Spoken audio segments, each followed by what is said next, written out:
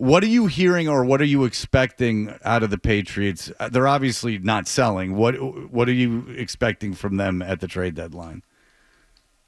So my understanding, Fred, they've been calling around running backs, pass rushers, get a feel for the market.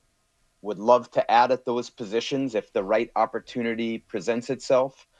And I think we're right. Like, how do you say this? Like, sometimes you have discussions and teams set a price, and you might think to yourself, let's see if they really hold true to that price. Like, we're at the moment of truth right now because you got through the last set of games here before the deadline. And now, a team that might have been asking for one thing, maybe they're willing to accept something a little bit less. And that is my sense of where we're at right now. And we'll see what it leads to. Okay. Alex Barth I saw a clip online of Alex Barth on the World Wide Web talking about how the Patriots were not looking to be overly aggressive. Have you heard that? Do you expect something? And I know that NFL trade deadline's not, isn't baseball or, anything like that in terms of the deals that go down, but do you expect them to be a little conservative? I don't know if I'd say conservative, Fred, but just smart. So use this Jalen Phillips trade that just went down in the last 5 minutes as an example. I'm not sure trading a third round pick next year would be smart for a player that you're going to have for 8 games, 8 regular season games, and hopefully more than that. So I think it's balancing, okay, how do you get a player who can help you but not give up a chip that is a valuable chip that can really help you build your program. Still, I think Mike Rabel made this point on Friday. They're still in the first year of a program that they're hoping will sustain over time. And so I think in the short term, you might look at it and say, go for it. And there is something to be said for that. But then next year, like use the Falcons as an example, that the team we just saw, they had traded a third-round pick for Matthew Judon last year. And I know it's a little different timing, but he's not even on their team anymore. And look where they are. So I think that's the balance you're trying to strike. Okay, so New England would be this 2 seed in the AFC if the playoffs started today. Like how good a shot do you think that they have? Like, who in the AFC do you think is better than them? And I think it's a worthwhile exercise. Just who in the AFC would you be like, I don't like them against that team, even at home where it looks like they'll play. Go ahead. All right, so I have a lot of respect for Mahomes and the Chiefs, so I'd probably start there. But I'm not saying they can't beat them, Fred. But I'd start with Mahomes and the Chiefs. I think the Bills and Josh Allen are still going to be a factor. Obviously, the Patriots already beat them in Orchard Park. So those are the first two. I think Denver's a team we haven't talked about a lot. That defense looks really tough. I've been, you know what's funny about that, Mike? You and I are on the same page. Yeah. I have mentioned Denver several times and been literally scoffed at by other NFL writers.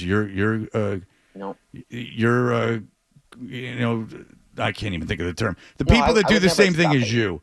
That's the thing is that they scoffed at me, but I would not want to play Denver in the playoffs with that defense. I really wouldn't.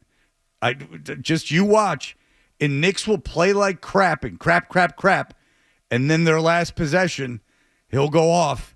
Like he's got that little. He doesn't fold at the end of games. Knicks is no superstar, but he's not a wilted lily.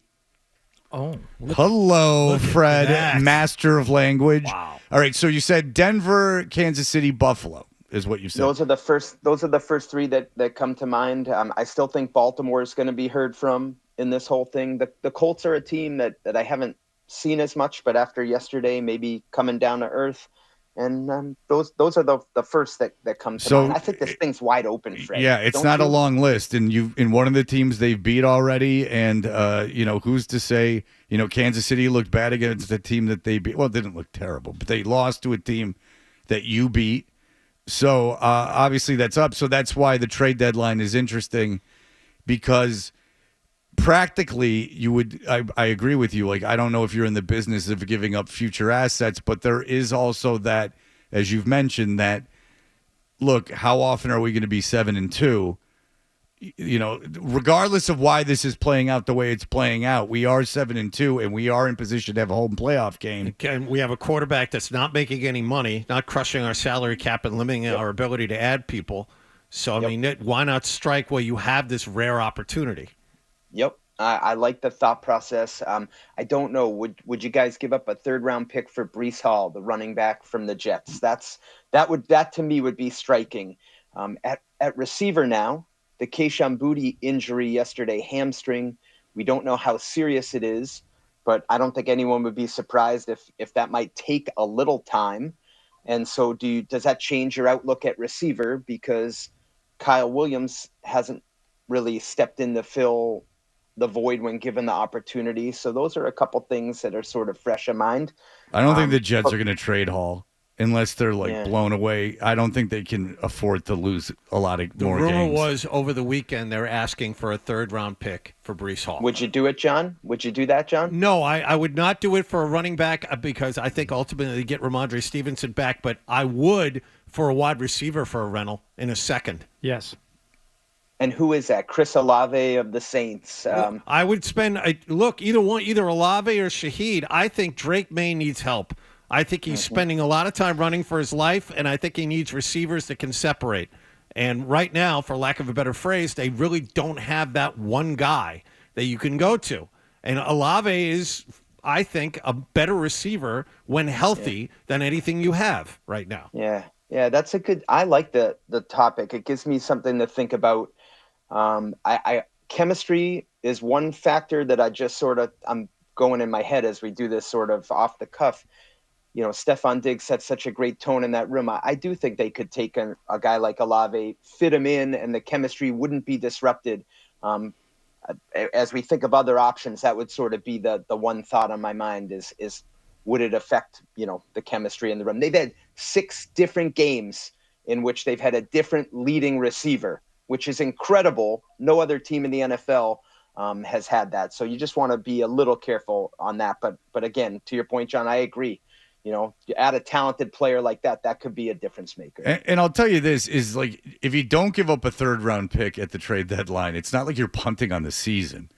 It's not like you can't get in the mindset like if they don't get Breece Hall, they're punting on the season. Yeah. I don't know. I wouldn't trade a 3rd-round pick for Breece Hall either, by the way. I don't know how sustainable it is, Mike, to be walking the tightrope with injuries right now because they don't have depth, and also relying on these receivers, I would say all of whom are playing above themselves a little bit right now. I did not expect this type of jump from Demario Douglas, and you're getting big plays and, as you said, big games from like 6 different guys at different times. Is that something that you can rely on for essentially another half of a season? Hardy, for me, the target, it always shifts, right? And so maybe prior to this last game, I would have said, I think so. But when Boutte went out yesterday, and I'm going to go back and watch the game again, I think that was probably, my hunch tells me, that was part of why they struggled a little bit yesterday. Yeah, for sure. Throwing the ball. And so that would make me nervous for them. Yeah. With, if they don't have Boutte. So I'm with you, and I'm thinking about some of the options, and, is it like, Fred, you mentioned like if they don't trade a 3rd, it's not like they're punting. Like I do think they need to do something. Right, but you don't have to get at the trade deadline. I mean, look at the moves that have been made already. Like you can trade a player and a pick for a pick. Like what I'm saying? Like you don't have to.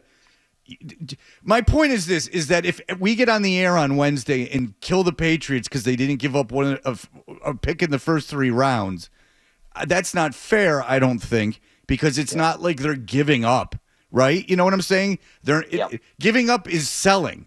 Not keeping picks because you don't think there's a good value in that is not saying that you don't care about this particular season. Or not replacing a guy that you lost that is an obvious deficiency that you need. There's stuff that you would like right now, but there isn't one glaring obvious need that's going to change it. Right, and it's like, did the Lions punt on last season because they didn't go out and get an edge rusher like everyone thought they should have? Exactly. I mean, they lost. Town, I mean, you know what I'm saying? Or they should get more help in the secondary. Like the trade deadline is weird because when you're selling. You're selling to a very small amount of teams, and you lose that player for the rest of the season, obviously, and you get more in the offseason. So, like, my incentive to trade a very good player of mine that I have control over, certainly, is less at the trade deadline than it is in the offseason. And I'm thinking, so this discussion's fascinating to me because it's evolving as it goes. Like the Jalen Phillips thing just happens as we're coming on. I think trades that might be realistic. So a running back like a Jerome Ford of the Browns, you're probably trading a 6th round pick and maybe getting Ford and a 7th round pick. Right. A pass rusher like Arden Key, and I'm just bringing up the name. He's with the Titans. They're out of it. Mike Vrabel and the staff has a background with him, I believe. And so similar, right? You're probably giving up a 6, getting the player, and a 7. I think those moves could help them, and I think probably they should do them. It's just like being responsible, but at the same time helping the team and trying to strike that balance. Right, getting depth pieces and people to get into rotations and things of that nature, like not giving up a lot of your future to get a big name in that you're renting. And because, again, like a guy, the Eagles would never trade A.J. Brown at the trade deadline. Now, they could trade him in the offseason, but they're never going to trade him at the trade deadline for the reasons that we've already mentioned. All right, Mike Reiss, and that's just an example of a big player. Mike Reiss, I wish I could talk to you forever, buddy. For all the latest from the Sports Hub, download the app at 985thesportshub.com.